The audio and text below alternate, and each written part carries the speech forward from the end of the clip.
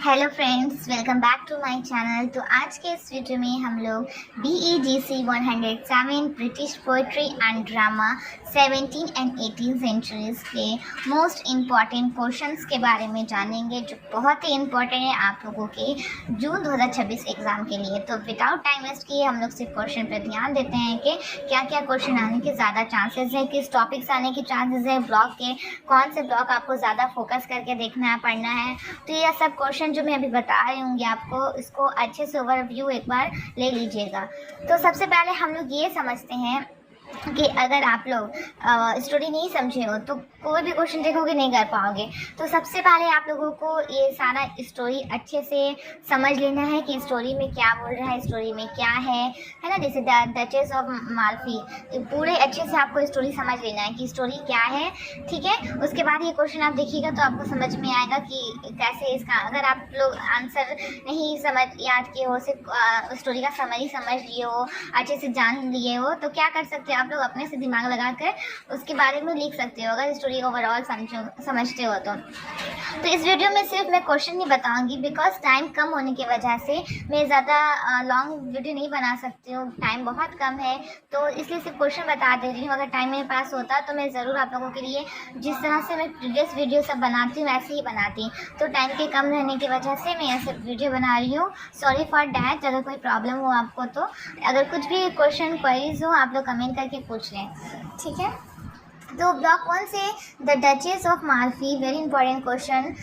First number, discuss the character of the Duchess as a tragic heroine, ठीक है। Second number, explain the theme of corruption and evil in the play.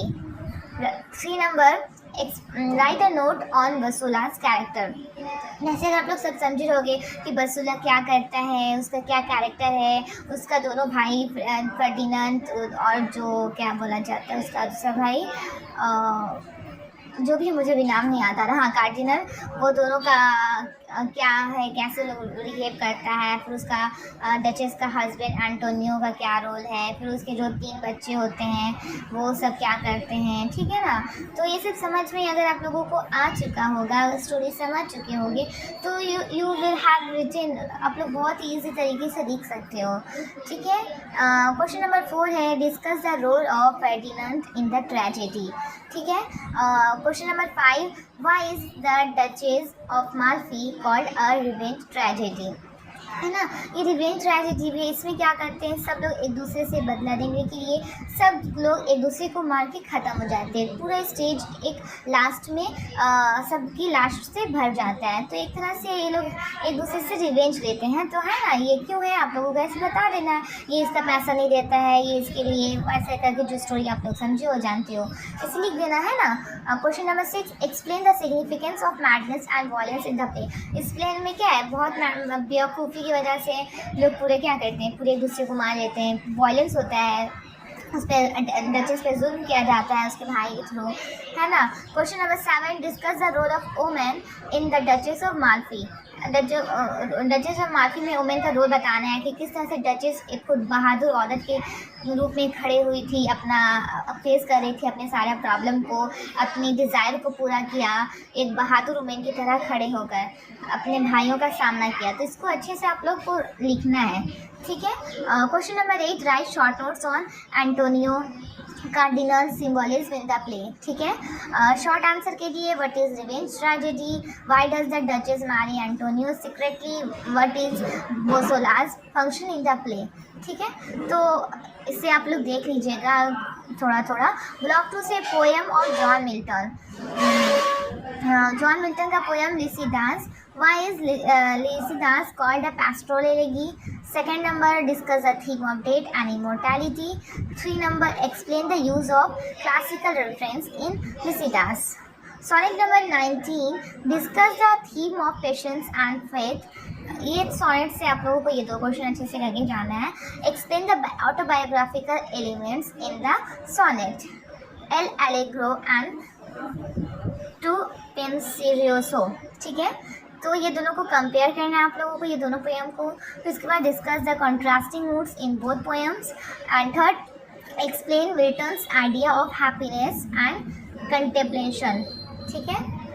Block 3 से Mac फेल्कोनी most repeated topic है, ये सब आता है हर exam में देखा जाता है. Why is Mac Flecknoe called a mock heroic poem? Discuss Dryden's use of satire. Explain the character of Shadwell. Discuss the political and literary background of the poem. And how does Dryden attack mediocrity in literature? Short notes में heroic couplet इसका कर लीजिएगा. Mock epic style, satire in Mac फ्लॉकनी.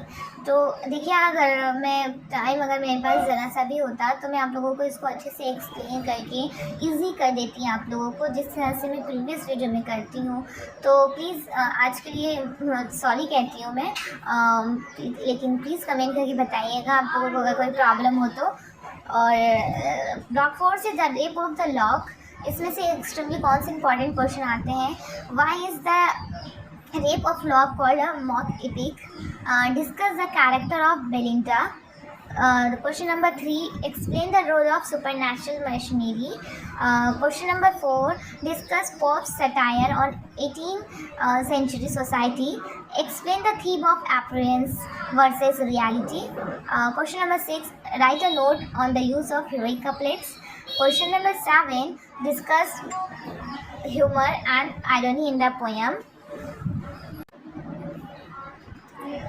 Question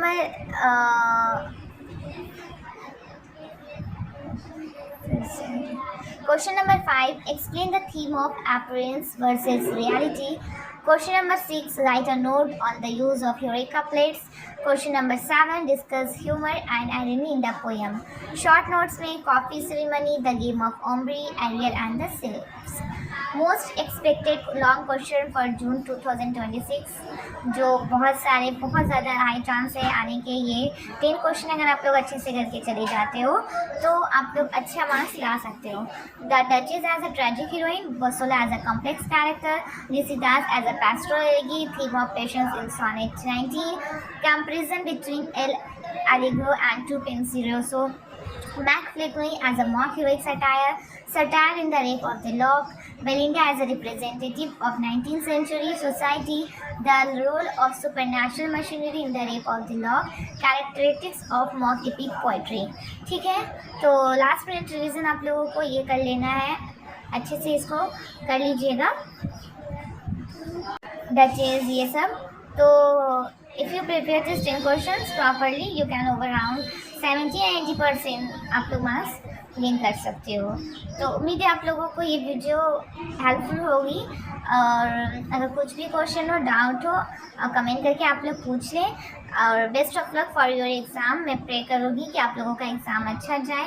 और please comment करके बताइए कि जो previous video में आप लोगों को मैंने बताया था, ऑलमोस्ट उससे बहुत सारे क्वेश्चन 90% आए थे आज के पेपर में. तो आप लोग बताइए आप लोगों का एग्ज़ाम कैसा किया और मेरे वीडियो से आप लोगों को हेल्पफुल हुई या नहीं. और अगर चैनल पर नए हैं तो प्लीज़ चैनल को सब्सक्राइब कीजिए, ताकि मैं आप लोगों के लिए और अच्छी वीडियो बनाकर आप लोगों की हेल्प करूँ. तो आज के लिए इतना ही. Bye bye guys.